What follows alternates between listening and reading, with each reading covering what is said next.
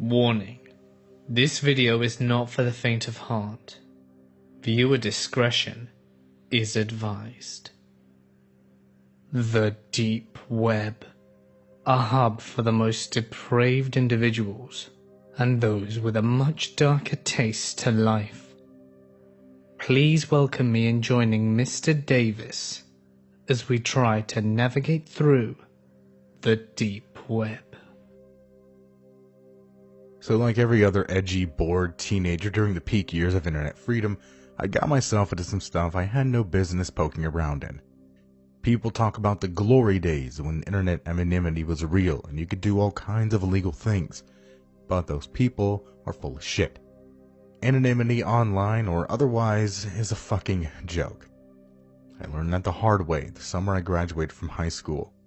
I was held back in the 3rd grade after a really serious illness kept me hospitalized for almost 6 months, so my friends graduated the year before me. My senior year sucked. I was alone and it was too late to make new friends, so I skipped a lot of classes and spent most of my time online playing games and talking to my friends through AIM. It was actually a really dark period in my life that I try not to think too much about, and because I haven't ever tried to repeat my deep web exploration, I forgot about a lot of the stuff I did. I do remember though, that it was my friend Brian who got me into the deep web exploration. We were all obsessed with 4chan, B specifically, and an Anon who had taught him how to use Tor safely. He'd been mentioning it for a while and I got curious. I asked him about it and he made it sound like it was a utopia for people like us, who were tech savvy and well, nerdy. You could find anything, he said. Any porn you could imagine was yours for the viewing. There were sites offering drugs, which you could purchase and have delivered anywhere into the world. He had been a part of a few raids too, and I admit, it all sounded like a lot of fun. So I downloaded Tor, and he taught me how to access the hidden wiki and some other neat sites. It ended up taking over my life. It was like being a kid in a candy store. Suddenly I had access to unlimited movies, games, porn, information of any kind. I stayed away from the really nasty sites, like Violent Desires, and anything that had even the slightest hint of containing child porn. Of course, it's impossible to avoid that kind of thing down here, so I saw a fair share. If I'm being honest, it never bothered me much. Neither did all the very graphic gore. I'm not ill-adjusted or anything, but I've never liked kids that much, and I'd long since been desensitized by gore. I made it a point to report what I could and move on, but it never stuck with me. After the school year ended, I had 3 months to pass before going to college, and I basically became a shut-in. I spent almost all my time hopping from site to site, seeing what was down there. Most of it was just backdoors to existing sites, but it was still fun to fuck around with things and be a general asshole. I still talked to my friends and they moved on to WoW, and Brian in particular spent less time on the deep web than I did. However, one evening he messaged me and told me he found a way to view sites based on location. I have no idea how he did this, and if he told me, I quickly forgot. I assume it was some kind of script, but maybe that's not right. Either way, he showed me how to use it and I started poking around sites that were registered in my state. Most weren't anywhere close to me, so I was just opening tabs, browsing quickly, and moving on. Eventually I came across a site that was registered to someone about 2 hours from me, and I opened the page. Whoever had created the site didn't know much about design. The layout was wonky and incredibly ugly, and it took me a while to figure out how to navigate around. The links were the same color as the background, which was just a black screen with the words #1 devotee repeated over and over, and highlighting had been disabled, so I had to tab to find any of the links. One took me to a chat that was very active, with people posting every couple seconds. The usernames were all generic male names like Brad or Tim, and they were all talking about someone they called Perfection. It was really bizarre. I read the chat for a while, and literally all anyone talked about was how amazing Perfection was and how they admired everything he did. I wondered if I'd come across some kind of weird community that idolized a celebrity. It made me laugh a little, so I kept poking around while keeping the chat open in a separate window. One link led to a bunch of sound clips that were about 30 seconds in length. After listening to a few, I realized they were all just random sounds. A car door shutting, a toilet flushing, the sound of a man clearing his throat. typing. One was of terrible quality, but I could make out a baby fussing. Holy shit, these people were really dedicated. I imagined one of the members creeping up the house of whoever it was they were obsessed with and recording any sound they could and bring it back to their community like a treasure. I tried to figure out who Perfection was, but it was strange. His real name was never mentioned anywhere I looked. Another link took me to some kind of digital archive that contained downloads. Warily, I clicked one of them and downloaded it. I opened up a document that was almost 500 pages long, and it seemed to be some kind of novel about growing up with Perfection. I only skimmed through it, but the general gist seemed to be that Perfection and the narrator were obsessed with each other. It read like any old awful fanfiction. I closed it out and downloaded another file. This one contained what looked like hand-drawn blueprints for a house with the rooms labeled to things like our studio, second kitchen for quarantined food. The latter struck me because I'm a celiac and I know all about quarantining food. Whoever it was, they had some kind of allergy too. Other documents contained inventories of strange items like Q-tips, clean and dirty, fruit rinds, cups, bits of fabric, and used tissues. I was starting to get really skeeved out. Whoever these people were, they took their obsession a little too seriously for my taste. There was even a forum dedicated to Perfection which had thousands of threads and even more replies, all having to do with this person. It was overwhelming in a way.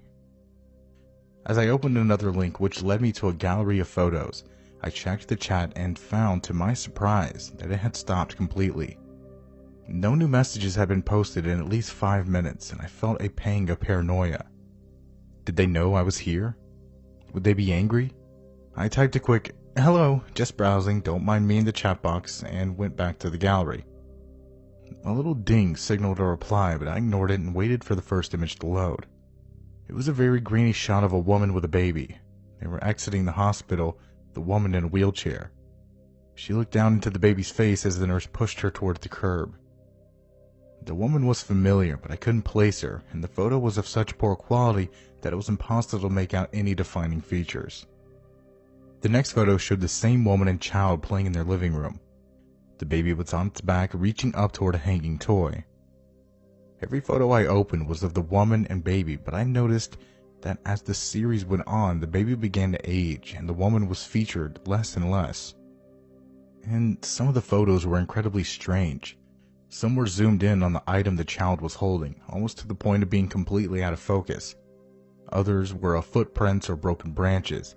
One of a used potty chair, almost like the one I'd had when I was a kid that had been taken outside onto the lawn. Whoever was taking the photo was holding a piece of stool in their hand. This is when I really got unnerved. Clearly the community that ran this site was obsessed to the point of madness about this person, Perfection, and suddenly I didn't want to be a part of it anymore. I closed the window and the chat pinged again. This time I checked it. "Are you proud of this world?" The message was from a user named Steve. I frowned and typed back, "What? You must be so proud. What do you think?" I had no idea what to say. I hesitated. They typed another message. "It's okay, don't be shy. My house is your house. Look around. It sure is something. You guys are really obsessed with this guy." There was a brief pause. "Who is he anyway?" Another user replied this time, someone named Bob. "He is Perfection. He is God. I live my life to serve him so that one day he may grace me with his approval. This world is far too filthy for him. I must continue to create our utopia." These people were fucking crazy. Clearly, I stumbled onto some kind of community of super fans and I felt a little angry. "How do you know he even wants you guys to do this? This is a pretty huge invasion of privacy." Someone else replied, Terry, "We are in love. Those who keep us apart will be destroyed." I typed faster. "He doesn't even know who any of you are, you fucking idiots. Get a grip. The whole self-insert thing is cringy enough, but this is all so fucking over the top." Steve replied again, "What have I done to upset you?" "Nothing. I just think it's fucking weird that a bunch of random people have been apparently spying on someone and stealing their photos and stuff. There's only room for the two of us." The message caught me off guard, but before I could reply, every user I'd been talking to replied simultaneously. Are you proud of me? I felt a weird wriggling in my gut. Something was wrong. Does this house suit your needs? Perfection? I started to type back, but it was like someone struck the back of my head with a hammer. My heart was hammering as I reopened the gallery of photos. The hospital photo was grainy, but suddenly the woman came into focus and I made a choked sound of alarm. I scrolled to the bottom of the gallery and opened the newest photo, which had been posted only an hour before. It was of a closed door in a hallway, light seeping under the door and illuminating the walls just enough to see my framed Batman poster and the distinctive paint smear above the doorknob where I brushed a wet paint roller by mistake a year before. I frantically pored over the item catalog and found the listing for the red sweatshirt I'd lost as a toddler. I found the stuffed toys I'd thrown out or donated over the years, the condoms I'd flushed down the toilet in 9th grade, 20 pounds of feces taken from our septic tank and contained in a large plastic drum. I found my 8th grade report card and my Valentine I'd thrown in the gutter the same year out of crippling anxiety. The chat pinged again. I love you more than you will ever know. You are my perfection. I sat numbly as messages began spamming the chat, all from different users. I love you. I love you. You are God. I'll never leave you. Perfection. Perfection. Love you. My Lord and Savior, never leave you. I ripped the power cord out of the wall and flew out of my chair. I closed every curtain in the house and locked every door. I opened every cupboard in the closet and looked under every piece of furniture until I was sure I was alone, and then I curled up under a blanket in the farthest, darkest corner of my closet and went out to sleep for some kind of shock response. When I woke up, I took my computer apart and buried it in the woods behind my house. I told my parents that it suffered a fatal short circuit and had caught fire. They brought me a new laptop, but I could only bring myself to use it when the internet was disabled. I never found out who Devotee was. I developed agoraphobia and I rarely left my apartment. It's been almost 5 years, but I still take my trash to the dump and have it incinerated. When I do go out in public, I wear large hats and sunglasses. I do everything I can to blend in and stay under the radar. My computer was unearthed and taken from its grave, but I'm not sure when. I hope I never find out. And I still panic whenever things go missing around the house. I see a lot of people interested in the deep web these days. Mainly teens. People talking about red doors and maybe other alternative names to things that they think they're real, but have never seen themselves. People question this every day and ask, are these red door events real? Do they really happen? They are very real indeed. Unfortunately, people with sick minds who get off on torture and other abnormal things go searching for these red doors/red rooms, and when they find them, they dish out great amounts of money just to control the show. I'm going to tell you about the experience I had when I was going onto the deeper end of the web. Some of you may have heard it already, but you can't actually access it without Tor. Now Tor is infested with law enforcement. Red doors won't show up on the Onion any more than they used to. The only way that you can get to see a red door show is through the shadow web. And to get to the shadow web, you need an anonymous server which is called a Skix. It's like the new Tor, but without the law enforcement. The world is a much more cruel place nowadays in the cyber world. As a recently retired FBI agent who specialized in cybercrimes all around the world, I am here to share a story of what I saw on one of my last cases before I retired. The case was never closed and got passed to the agent who replaced me. This was 4 months ago. I was working on a case that had been opened up through an anonymous complaint we had received online.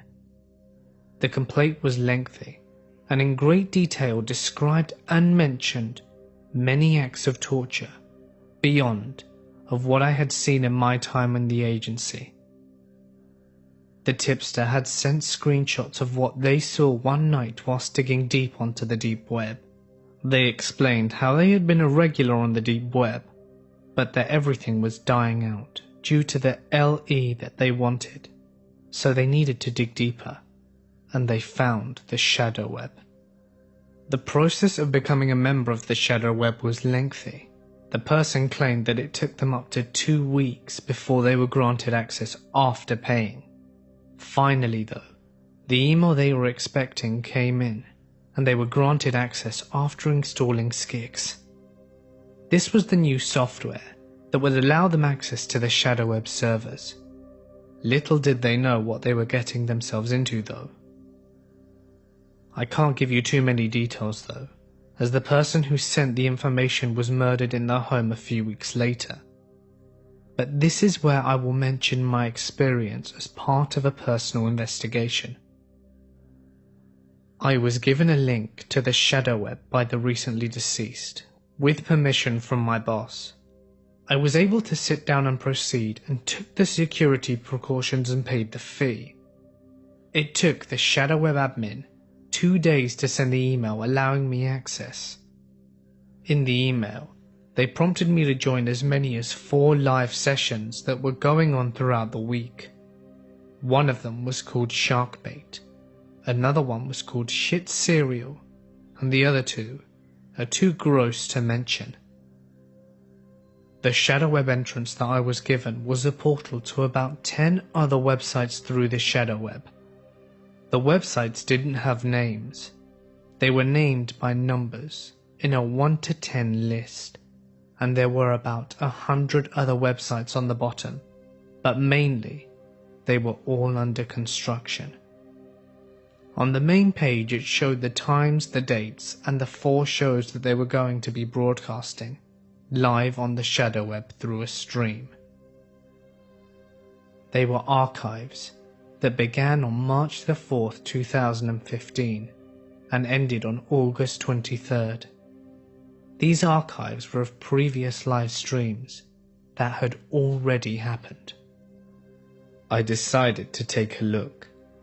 The one that I chose was called Salted Snail. I didn't really know what to expect before clicking it. Judging by the name, I thought there had to be a snail involved. There wasn't. I clicked the link. It took me to a brown page with an advert and a video behind the ad. The advert started with a clown laughing. Then he says, "Not so fast. You'll have to go through me before you want to see what's to come." He reminded me of Captain Spaulding. He had several heads in the background, and his face was painted and smeared. His clothes were splattered with bloodstains. In the ad, he encouraged viewers to join one of the next sessions, to pay the fee, and to see the fun unfold, and that they were in full control of what happened to the sadistic victims. He then looked closely at the camera and said, "It's going to be one hell of a show." And the advert ended. The video was now available to play, and it was titled Salted Snail. It began with no credits. You see the clown again walking out from behind a white curtain that appeared to have either fecal matter or old blood smeared all over it, with a light behind. His face appears and is painted. He is naked, and walks out of the curtain chuckling to himself and smiling. He then says the show is scheduled to stream for 15 minutes, so he has to stick to schedule because he is very, very hungry and has not eaten in the past 2 days. He then flashes his ribs at the camera. He wasn't that skinny, and then he asks everyone watching if they're ready for the show. He then chuckles and says, "I'll be right back." He goes behind the curtain and rolls out a black barrel and places it in front of the camera. He then walks around the barrel, knocking all around it with his fist as if he's knocking on a door, and then kicks it hard with his heel. you hear something in the barrel, and then he grabs what seems like a flat-headed screwdriver and pries open the barrel. You see a head full of hair as the lid opens. A girl sitting there alive. He then yells at her in Chinese to stand up. She can barely stand. Her body is so soggy, from what I assume is the effect of being in that barrel for days. He looks at the camera and says, "Doesn't she look delicious?" Delicious as cake. The girl had her hands tied up behind her mouth and was bound with multiple layers of cloth. She looked too weak to scream, too weak to escape or even attempt. She just stood there, for what seemed to be as if she were accepting her own death. Then the clown went behind the curtain and came back with a knife and a razor. He then got in front of the camera and said, "I love me Chinese food. It's dinner time." The girl then turned to him and looked at him as he nodded at her and said, "Oh yes, it's time." Her eyes opened wide. She tried to scream, but she couldn't. He then teased her, poking at her with a knife. She began to bleed instantly from the poking as she was extremely soggy. He then showed off the little razor blade and proceeded to cut little squares on her shoulder as if he were cutting a little piece of cake.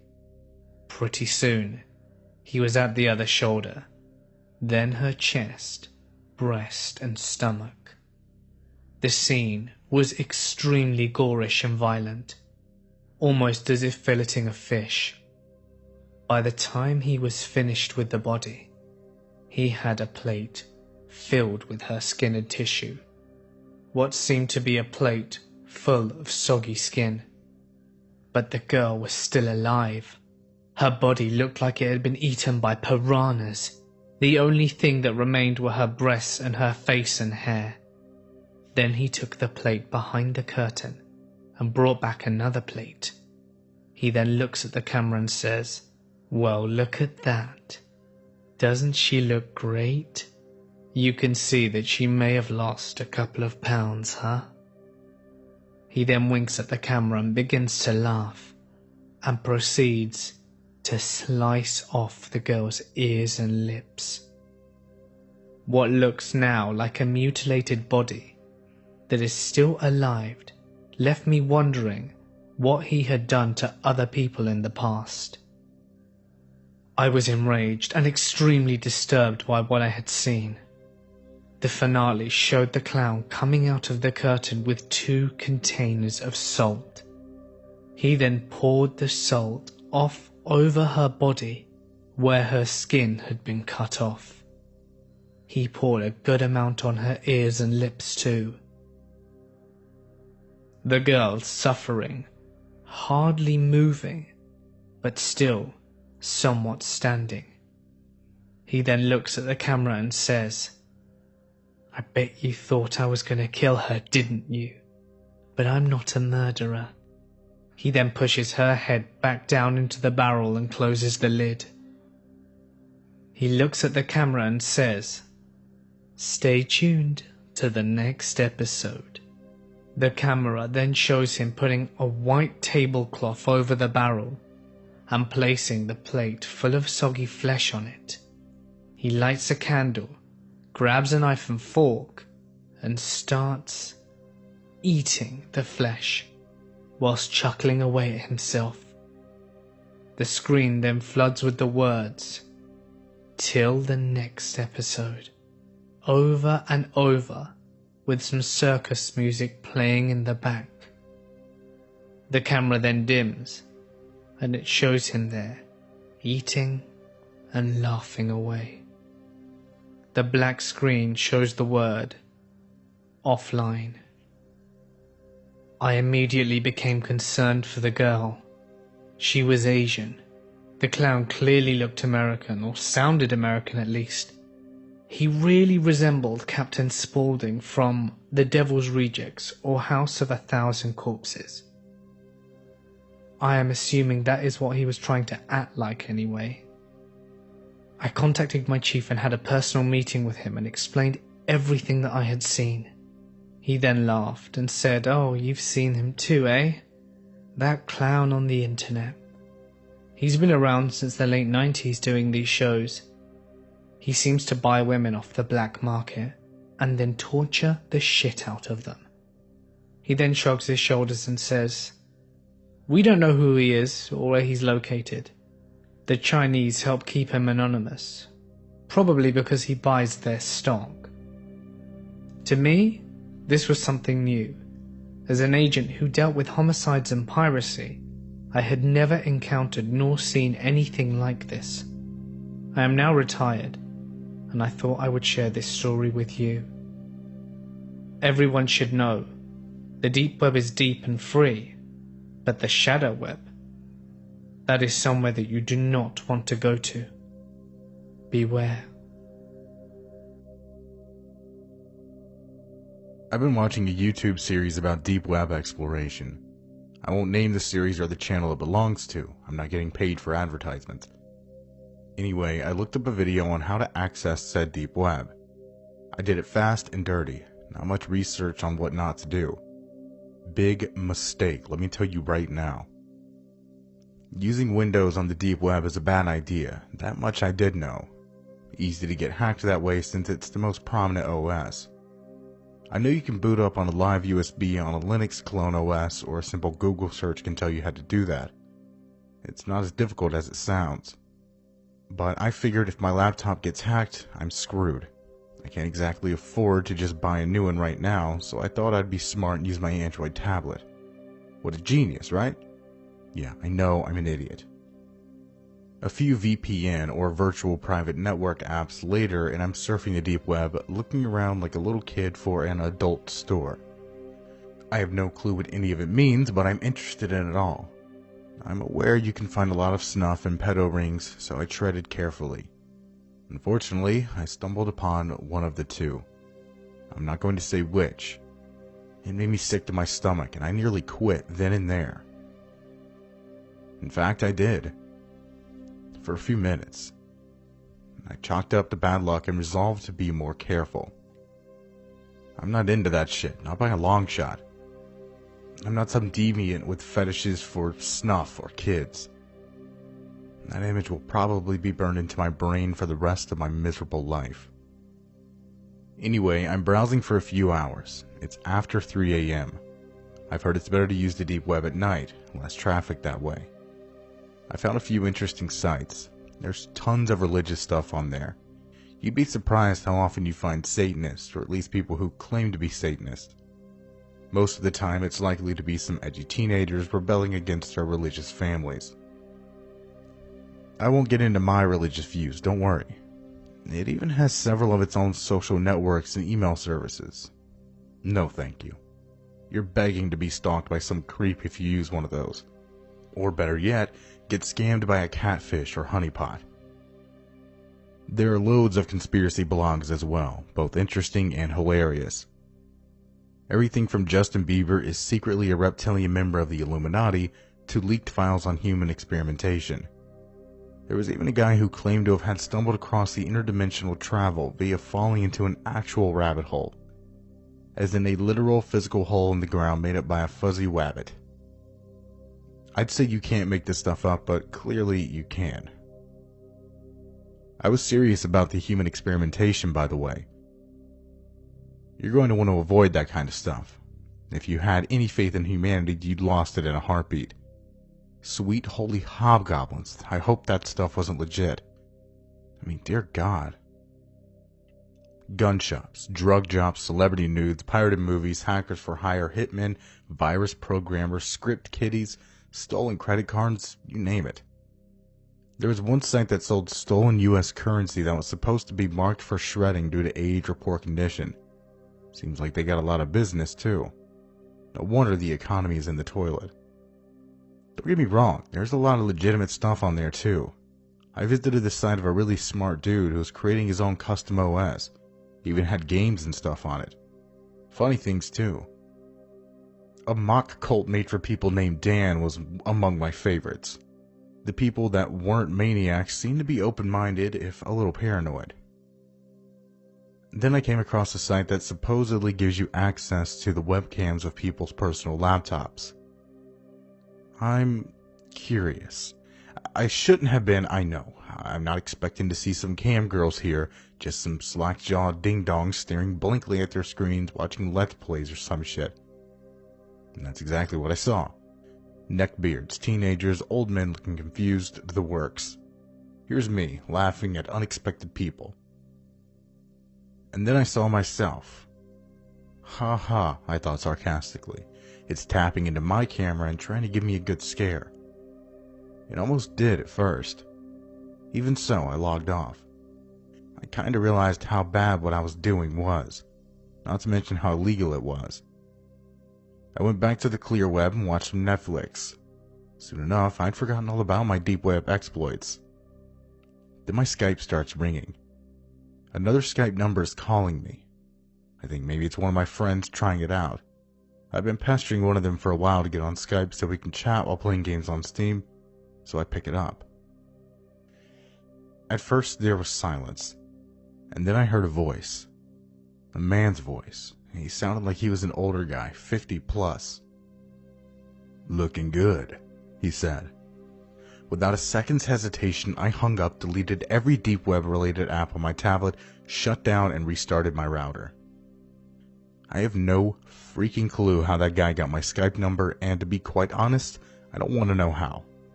All I know is that if you're going to use the deep web, I beg of you, for your own safety, do more research than I did. Talk to someone who has experience in setting up a proper VPN or some other kind of anonymity.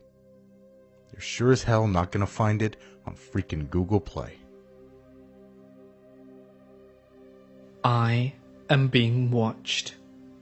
Everywhere I look, there was a red light pointing at me. This has been happening for years, but I've actually seen them now. The men with the blue hoodies. This all started to happen when I was 7 years old.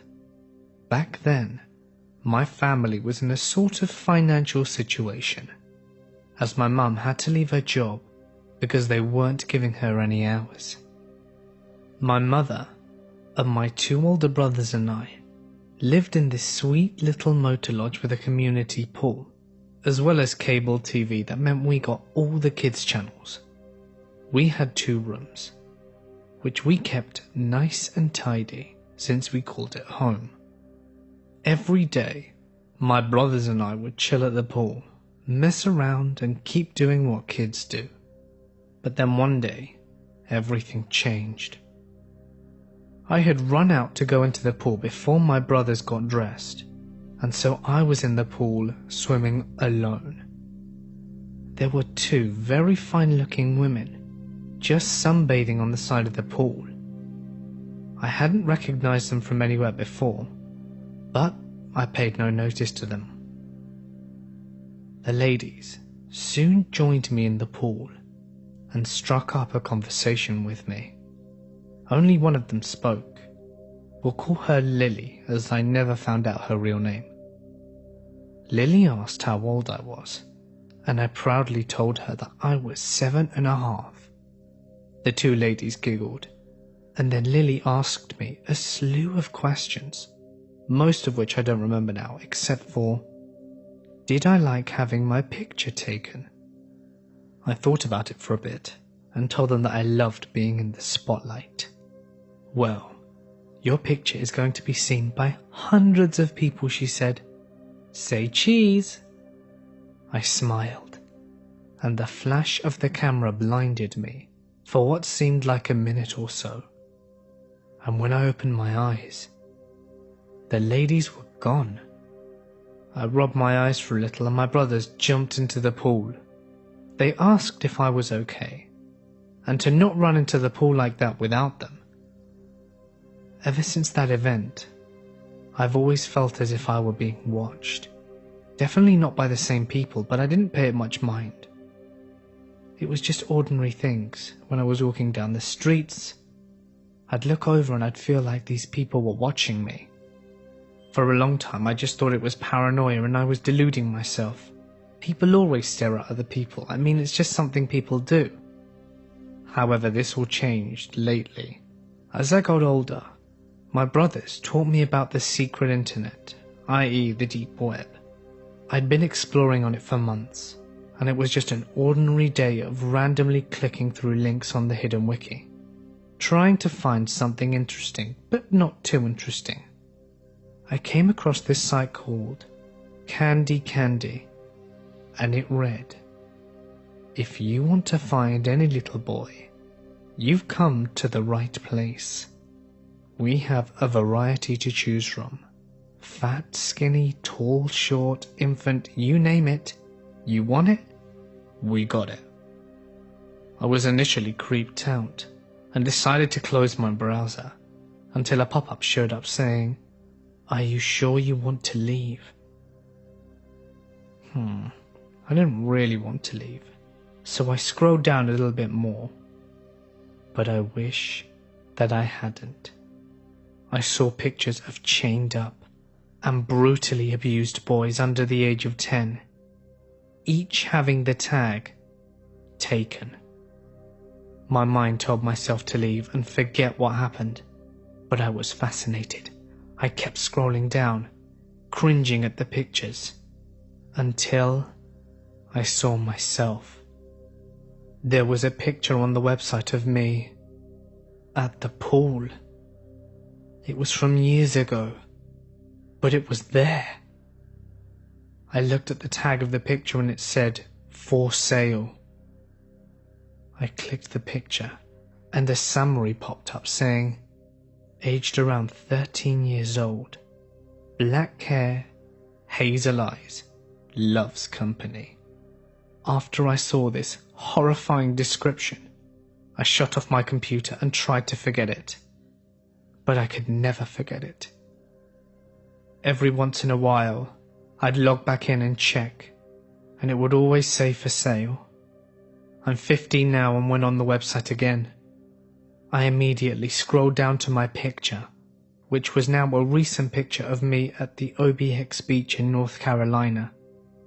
The tag now said, "Sold." I hired a guy to hack into my ex-wife's Gmail account. Feel free to judge me all you want. Of course it's against the law. Of course it's a violation of her privacy. Why else would I be using a throwaway account? But there were some emails I sent to her while we were still together, things we promised to keep between the two of us. They didn't involve any illegal activity. Having said that, the subject matter was very personal, and given how ugly and nasty the divorce had been going, I have no idea what she might do with the messages. So I decided to take matters into my own hands. I was determined to find a way into her account to get rid of every message she could use to publicly shame me. I didn't know the first thing about hacking, but I knew you could hire people to do it for you. Obviously, these guys didn't advertise on the yellow pages, but as I soon found out, they're easy to find as long as you're willing to venture into the deep web. I had downloaded a Tor browser a few months prior, but every time I thought about using it, I chickened out. But that was for good reasons. I'd heard that in the deep web you might find child pornography pop up on your browser, even when you're not looking for it. Well, last night I got pretty drunk and said fuck it, rather than a deluge of child porn. Turns out it's organized pretty well, for what is basically an underground internet crime syndicate. I saw links to sites where you could buy drugs, download snuff films, and even hire assassins. Eventually I found what I was looking for, a message board called Hackers for Hire. I made a post outlining the details of what I wanted done. I got a surprisingly quick reply from a guy named X. Yep, that's his whole username, just X. All he said was that he'd get in touch with me tomorrow. This morning I woke up with a brutal hangover, an immediate sense of regret for what I'd done last night, and a new message in my Reddit inbox. It was a message from X himself. I had no idea why a hacker would PM somebody on Reddit, unless he was hiding behind like 7 proxies. But I don't know what the fuck I'm talking about. For all I know, that isn't even possible. Here's a screenshot of it. Right away I knew something was up because his username was, well, just check the screenshot. It's 1 fucking letter. Reddit has never allowed 1-letter usernames. Believe it or not, the link in his PM is a link to this sub. Specifically the thread for this week's top-rated post. I'm guessing many of you have read it. It's called "Loved Seeing You Last Week. Thank you for fixing my computer." Every other post on here looks normal, but the one he linked me to is glitchy. The text keeps changing, but it happens so fast that I can't figure out what he's trying to say. Maybe it's the address for a meetup? Well, that was the first thought that came to mind. But it only took me a moment to realize how dumb it was. Most likely this guy is in China or Romania or who the fuck knows where. I noticed the screen changes weren't random. It was like the same pattern on loop. So I took a screen recording. Here it is. I would greatly appreciate it if one of you guys could tell me what it means, if anything. I understand if you're repulsed by him even asking, given what I did yesterday. He tried to run. Hey guys, it's Mort here, and thank you so much for listening. And congratulations for making it through the video. Some of those stories were really twisted. I want to thank Mr. Davis for helping me out with these stories. If you enjoyed his portion of the video, be sure to show him some love and subscribe to his awesome channel. I'm actually planning on releasing another deep web video soon, as I have more great stories to share. But you guys need to let me know in the comments if you're still hungry for more, as I know a lot of you enjoy them. So come on guys, get commenting. If you enjoyed the video, remember to smash that like button and subscribe, as you won't want to miss what's next. And don't forget to follow me on Twitter and Instagram if you want some behind the scenes action. But for now guys, I'm going to sign off. Stay awesome, and I'll see you in the next one.